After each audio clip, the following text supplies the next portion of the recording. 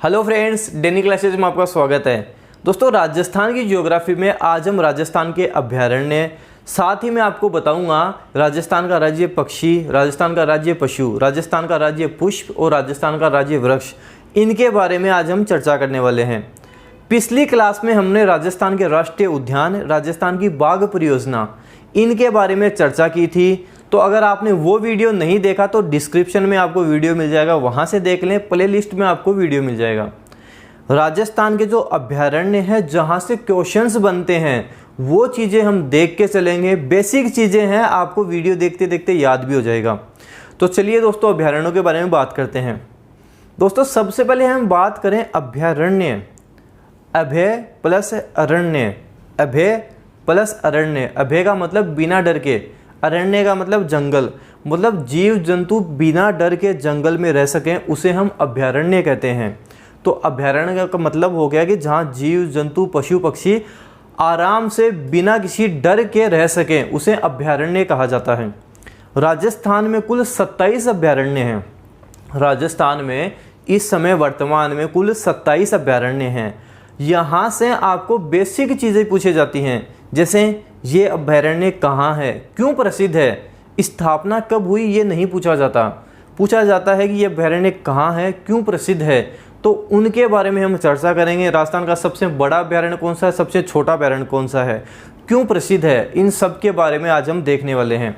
तो चलिए दोस्तों, शुरू करते हैं। सबसे पहले हम बात करें तो राष्ट्रीय मरु उद्यान के बारे में बात करेंगे। राष्ट्रीय मरु उद्यान जो 3162 वर्ग किलोमीटर में फैला हुआ है, अर्थात राजस्थान का सबसे बड़ा अभ्यारण्य है। 31 दूनी 62, तो 3162 वर्ग किलोमीटर में ये फैला हुआ है। राजस्थान का सबसे बड़ा अभ्यारण्य भी राष्ट्रीय मरु उद्यान ही है, जो जैसलमेर और बाड़मेर में है। मुख्यतः जैसलमेर में है और बाड़मेर में भी ये कुछ सीमा बनाता है। तो जैसलमेर और बाड़मेर में राष्ट्रीय मरु उद्यान है। यहाँ दोस्तों आकलवुड फॉसिल पार्क है। आकल गांव, वुड लकड़ी, फॉसिल जीवाश्म, पार्क मतलब पार्क। आकलवुड फॉसिल पार्क मिल जाएगा जो जीवाश्मों के लिए प्रसिद्ध है। आकल गांव है इसलिए इसका आकलवुड फॉसिल पार्क नाम है। यहाँ पर आपको राजस्थान का राज्य पक्षी गोडावन देखने को मिलेगा, साथ ही राजस्थान का राज्य पशु चिंकारा देखने को मिलेगा। राष्ट्रीय मरु उद्यान के बारे में इतनी चीज़ें आपको ध्यान रखनी है। उसके बाद में हम बात करेंगे सरिस्का अभ्यारण्य की। सरिस्का जो कि अलवर में है। सरिस्का अभ्यारण्य अलवर में स्थित है। सरिस्का अभ्यारण्य आपको पता होगा, यहीं से बाघ परियोजना भी शुरू हुई थी। राजस्थान की दूसरी बाघ परियोजना सरिस्का अभ्यारण्य से शुरू हुई थी, जो 1978-79 में शुरू हुई थी। पिछली क्लास में हमने इसके बारे में चर्चा की थी। तो ये आपको सरिस्का के बारे में ध्यान रखना है। यहाँ हम बात करें तो कोंच की फली, यहाँ जो वृक्ष मिलता है कोंच की फली, एग्जाम में पूछा जाता है। आयुर्वेद में इसका यूज होता है, तो आपको ध्यान रखना है, यहाँ कोंच की फली देखने को मिलेगी। उसके बाद में हम बात करें सरिस्का ए। सरिस्का से ही अलग करके सरिस्का ए अभ्यारण्य बनाया गया है, जो केवल 3 वर्ग किलोमीटर में फैला हुआ है। अर्थात ये राजस्थान का सबसे छोटा अभ्यारण्य है। अगर एग्जाम में पूछा जाए राजस्थान का सबसे छोटा अभ्यारण्य कौन सा है, तो सरिस्का ए है। सरिस्का नहीं करना है इसका आंसर, सरिस्का ए। और कहाँ है, अलवर में है। राजस्थान का सबसे छोटा अभ्यारण्य है। सबसे बड़ा राष्ट्रीय मरु उद्यान, सबसे छोटा सरिस्का ए। कुंभलगढ़ अभ्यारण्य। कुंभलगढ़ अभ्यारण्य कहाँ है, आपको पता है कुंभलगढ़ दुर्ग कहाँ है, राजसमंद में है। तो कुंभलगढ़ अभ्यारण्य राजसमंद, उदयपुर और कुछ पाली, ये सीमा बनाता है, इस क्षेत्र में आता है। कुंभलगढ़ अभ्यारण्य राजसमंद, उदयपुर और पाली इस क्षेत्र में आता है। भेड़ियों के लिए प्रसिद्ध है। भेड़ियों के प्रजनन के लिए ये अभ्यारण्य प्रसिद्ध है, आपको ध्यान रखना है। और दोस्तों, रणकपुर का जैन मंदिर, मैंने आपको बताया था रणकपुर का जैन मंदिर कहाँ है, पाली में है, मथाई नदी के किनारे है, जिसका निर्माण जैन व्यापारी धर्नक शाह ने करवाया था, जिसका शिल्पकार देपाक था।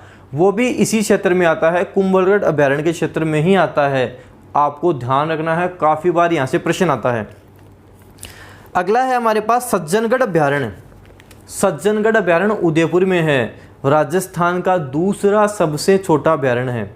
सज्जनगढ़ अभ्यारण्य उदयपुर में है, राजस्थान का दूसरा सबसे छोटा अभ्यारण्य है। राजस्थान का सबसे छोटा अभ्यारण्य सरिस्का है, दूसरा सज्जनगढ़ अभ्यारण्य जो उदयपुर में है, ये आपको ध्यान रखना है। अगला है हमारे पास माउंट आबू अभ्यारण्य। माउंट आबू कहाँ है? सिरोही में है। तो माउंट आबू अभयारण्य कहाँ है? सिरोही में ही है। क्यों प्रसिद्ध है? ये जंगली मुर्गों के लिए प्रसिद्ध है। एग्जाम में पूछा गया था कि माउंट आबू अभयारण्य क्यों प्रसिद्ध है? जंगली मुर्गों के लिए प्रसिद्ध है। साथ साथ दोस्तों मैं आपको बताऊं, यहाँ आबू एंसिस डिक्लेप्टरा नामक पादप भी देखने को मिलेगा, जो विश्व में केवल एकमात्र आबू में ही देखने को मिलता है। ये भी क्वेश्चन एग्जाम में पूछा गया है। आबू एंसिस डिक्लेप्टरा ये पादप यहाँ देखने को मिलेगा।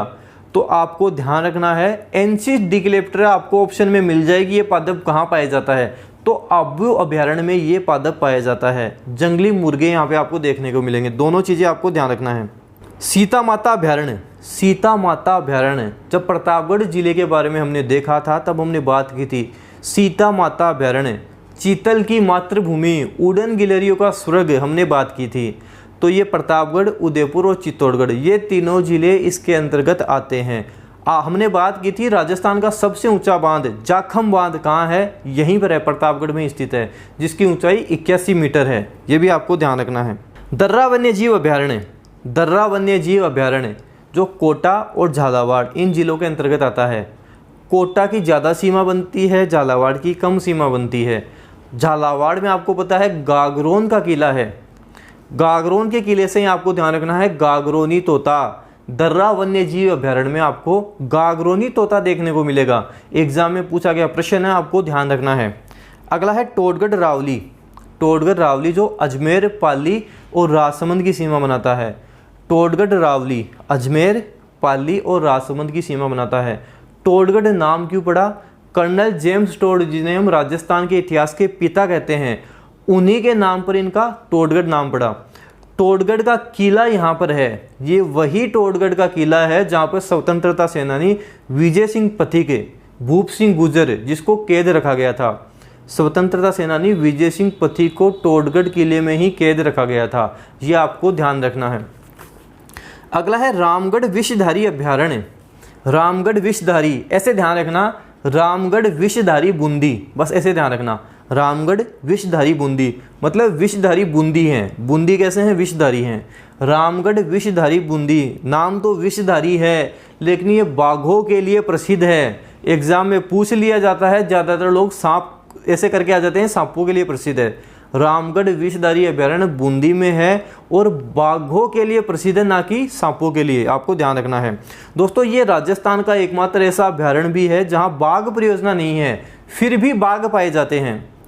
आपको पता है राजस्थान में 3 ही बाघ परियोजना है, यहाँ पे बाघ परियोजना नहीं है, फिर भी यहाँ पर बाघ पाए जाते हैं रामगढ़ विषधारी अभयारण्य में। आपको ध्यान रखना है।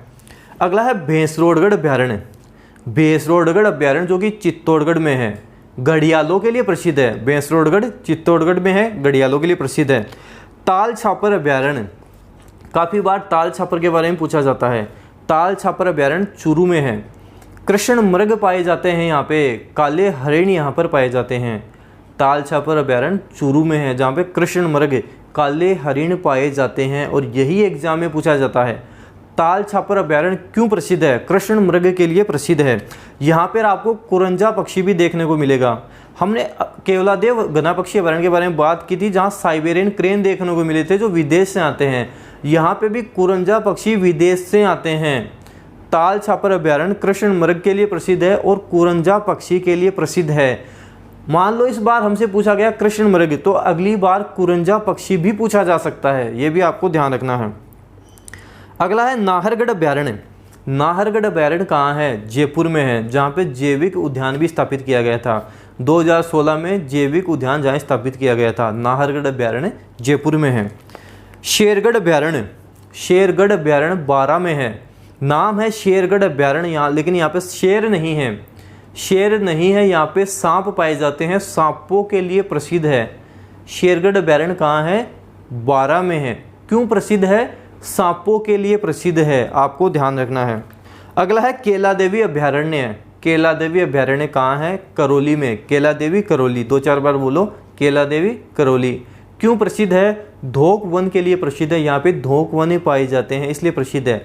बस आपको ये ध्यान रखना है सबसे बड़ा कौन सा है, सबसे छोटा कौन सा है, अभयारण्य कहाँ है और क्यों प्रसिद्ध है, बस इतना सा ही ध्यान रखना है आपको।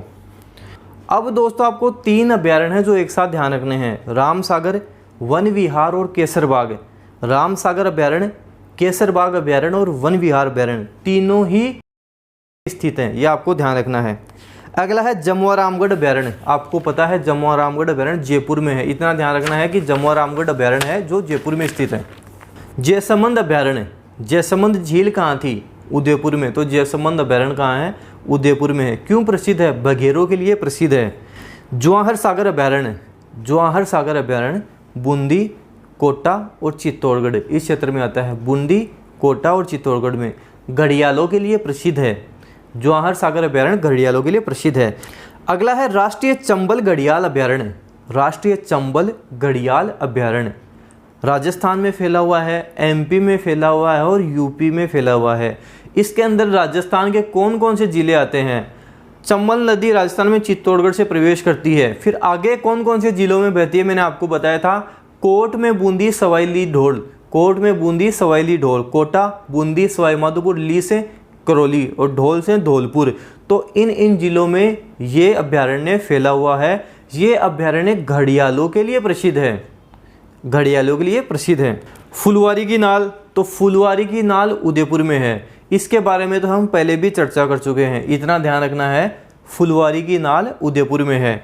सवाई माधोपुर अभ्यारण्य, सवाई माधोपुर अभ्यारण्य सवाई माधोपुर में ही है। बंद बरेठा अभ्यारण्य, बंद बरेठा अभ्यारण्य भरतपुर में है। बंद बरेठा भरतपुर में है। बस्सी अभ्यारण्य, बस्सी अभ्यारण्य चित्तौड़गढ़ में है और घड़ियालों के लिए प्रसिद्ध है। बस्सी अभ्यारण्य चित्तौड़गढ़ में है। क्यों प्रसिद्ध है? घड़ियालों के लिए प्रसिद्ध है। अगला है सवाई मानसिंह अभ्यारण्य। सवाई मानसिंह अभ्यारण्य जो कि जयपुर में नहीं है, सवाई माधोपुर में स्थित है। सवाई माधोपुर में सवाई मानसिंह अभ्यारण्य है। अब आपको ध्यान क्या रखना है? राजस्थान का सबसे बड़ा अभ्यारण्य कौन सा है? राष्ट्रीय मरु उद्यान 3162 वर्ग किलोमीटर में फैला हुआ है। यहाँ पर आपको राजस्थान का राज्य पक्षी देखने को मिलेगा, राज्य पशु देखने को मिलेगा। सबसे छोटा कौन सा है? सरिस्का ए सबसे छोटा है। दूसरा सबसे छोटा कौन सा है? तो हमने बात की थी, दूसरा सबसे छोटा सज्जनगढ़ अभ्यारण्य है जो कि उदयपुर में स्थित है। ये चीज़ें ध्यान रखनी है। साथ साथ अभ्यारण्य क्यों प्रसिद्ध है? जंगली मुर्गों के लिए कौन सा अभ्यारण्य प्रसिद्ध है? तो हमें पता है आबू वाला अभ्यारण्य है जो माउंट आबू अभ्यारण्य, वो जंगली मुर्गों के लिए प्रसिद्ध है, जहाँ पे आबू एंसिस डिक्लेप्टेरा पादप भी पाया जाता है। इस तरह से आपको ध्यान रखना है। जो बेसिक चीज़ें हैं, जो फेमस है, वो चीज़ें आपको ध्यान रखनी है। अब दोस्तों थोड़ी सी हम बात राजस्थान के राज्य पक्षी के बारे में करते हैं। राजस्थान का राज्य पक्षी गोडावण है जो आपको राष्ट्रीय मरु उद्यान में देखने को मिल सकता है। राजस्थान का राज्य पक्षी गोडावण, जिसे ग्रेट इंडियन बस्टर्ड, हुकना, गुदनमेर, सोहन चिड़िया आदि नामों से जाना जाता है। इसका साइंटिफिक नेम, वैज्ञानिक नेम अर्डियोटिस नाइग्रीसेप्स है। अर्डियोटिस नाइग्रीसेप्स इसका साइंटिफिक नेम है। 1981 में इसे राज्य पक्षी का दर्जा दिया गया था। 1981 में गोडावण को राज्य पक्षी का दर्जा मिला था। ये आपको गोडावण के बारे में ध्यान रखना है। अब हम बात करते हैं राजस्थान के राज्य पशु की। राज्य पशु की बात करें तो राज्य पशु हमारे पास दो देखने को मिलेंगे। एक हमारे पास मिलेगा जो राजकीय पशु जो वन्य जीव श्रेणी में आता है, जिसे हम चिंकारा कहते हैं। वन्य जीव श्रेणी में आता है जिसे चिंकारा कहते हैं। 1981 में इसे राजकीय पशु का दर्जा दिया गया था, चिंकारा को, जिसका साइंटिफिक नेम गजेला बेनेटी है। गजेला बेनेटी इसका साइंटिफिक नाम है। ऊंट की बात करें तो ये पशुधन श्रेणी में राजस्थान का राजकीय पशु है। पशुधन श्रेणी में ऊंट राजस्थान का राजकीय पशु है। 2014 में इसे दर्जा दिया गया था। राजस्थान के राजकीय पशु का दर्जा 2014 में इसे मिला था, ये आपको ध्यान रखना है। उसके बाद दोस्तों हम बात करें तो राजस्थान का राज्य पुष्प क्या है? रोहिड़ा के फूल है। 1983 में राज्य पुष्प का दर्जा दिया गया। इसका साइंटिफिक नेम टिकोमेला अंडुलेटा है। टिकोमेला अंडुलेटा इसका साइंटिफिक नेम है। राजस्थान का राज्य वृक्ष कौन सा है? खेजड़ी, जिसे हम समी वृक्ष भी बोलते हैं।